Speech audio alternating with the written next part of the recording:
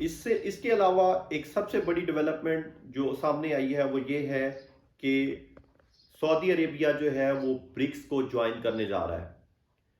BRICS एक ऐसी organisation है जिसमें 6 most strong economies of the world, Brazil, Russia, China, India और कनाडा, ये 6 कंट्रीज के साथ साउथ अफ्रीका, इस इनके साथ अब शामिल होगा सऊदी अरेबिया भी।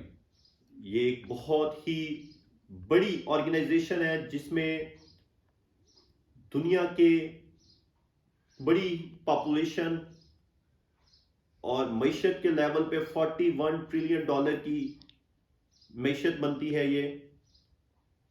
अब इस बात को सामने रखते हुए यूएस का जो इंटरेस्ट है उसको देखें तो यूएस और सऊदी अरेबिया अब मजीद अलाइज नहीं रहे। यूएस की तरफ से जो इंस्ट्रक्शन थी कि आपने ये रशियन इन्वीजन के वक्त मैक्सिमम प्रोडक्शन करनी है क्रूड ऑयल की, जिसको सऊदी अरेबिया और ओपेक कंट्रीज ने नजरअंदाज किया और जो 2 मिलियन बैरल पर डे जो है रिडक्शन की ऑयल प्रोडक्शन की। और ये इस रद्द अमल के ऊपर यूएस की तरफ से जो रद्द अमल आया वो ये था कि वो प्रिंस क्रॉन मोहम्मद बिन सलमान को पनिश करेंगे। और ये इसने एक पेट्रो डॉलर डील एग्रीमेंट जो हुआ था यूएस से और किंग ऑफ सऊदी अरेबिया के दरमियान, उसकी वायलेशन की है। अब इन मामलात के वो क्या था मामला, उसमें ये डील थी कि यूएसए जो है वो सिक्योरिटी प्रोवाइड करेगा सऊदी अरेबिया को और सऊदी अरेबिया जो है वो ऑयल डॉलर में सेल करेगा। अब ये मामला है कि सऊदी अरेबिया ने यूएसए को कहा कि अगर आप हमें सिक्योरिटी नहीं देंगे तो हम चाइना से सिक्योरिटी और मुआहदे तय करेंगे और रशिया से सिक्योरिटी मुआहदे तय करेंगे। इस सूरत हाल को देखते हुए जो पॉलिटिक्स है, ग्लोबल पॉलिटिक्स है, वो अब बिल्कुल चेंज हो चुकी है। इन एक सबसे बड़ी जो डेवलपमेंट है वो ये है कि सऊदी अरेबिया और ईरान, इन दोनों की आपस की जो एक आर्क राइवल्स थे, ये इन्होंने अपनी राइवलरी खत्म करके इस दोनों स्टेट्स को जो मीडिएशन की है, निगोशिएशंस करवाई है, वो है चाइना। चाइना का मिडिल ईस्ट के अंदर बड़ा इन्फ्लुएंस बन रहा है और उसकी ये मिसाल है कि चाइना ने ईरान के साथ 25 ईयर्स की एक डील कर ली है स्ट्रेटेजिक कोऑपरेशन के ऊपर।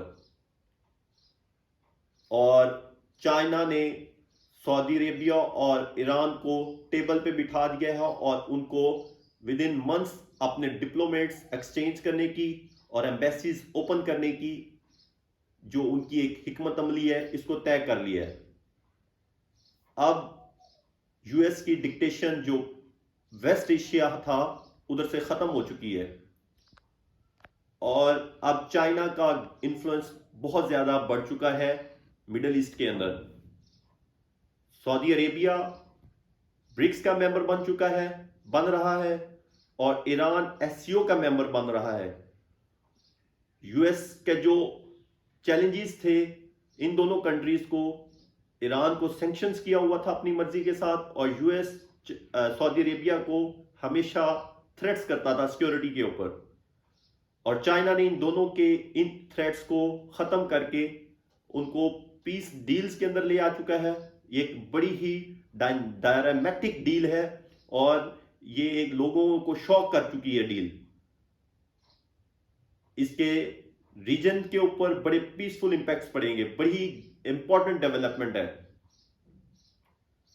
इसके बाद एक इंपॉर्टेंट डेवलपमेंट ये है कि अफगानिस्तान के अंदर जो तालिबान की गवर्नमेंट बन गई है और यूएस का इधर से भी विड्रॉ हो चुका है। इसके अलावा यूरोप में जर्मनी और फ्रांस अब मजीद जो है वो यूएस की डिक्टेशंस नहीं लेंगे। ऑकस का जो मामला था जिसमें यूएस, इंडिया, और यूके, इन्होंने ऑस्ट्रेलिया, यूएसए और यूके, ये एक डील हुई थी और ऑकस इसे कहते हैं। इस एग्रीमेंट में पहले ऑस्ट्रेलिया फ्रांस से न्यूक्लियर सबमराइन्स ले रहा था, जो कि अमेरिका की डिक्टेशन पे वो डील खत्म हुई और अब ऑस्ट्रेलिया और अमेरिका और यूके ये डील कर रहे हैं। तो इसका मतलब है कि यूरोप के ऊपर से भी और ईस्ट और एशिया के अंदर भी यूएस की डिक्टेशंस खत्म हो गई हैं, यूएस की हेजमोनी खत्म हो गई है। और जो एक कॉन्सेप्ट है थुसिडाइड्स टेरैप का, जिसके अंदर चाइना एक इमर्जिंग पावर और यूएस जो एक एग्जिस्टिंग पावर के दरमियान क्लैश डेवलप होगा, वो एक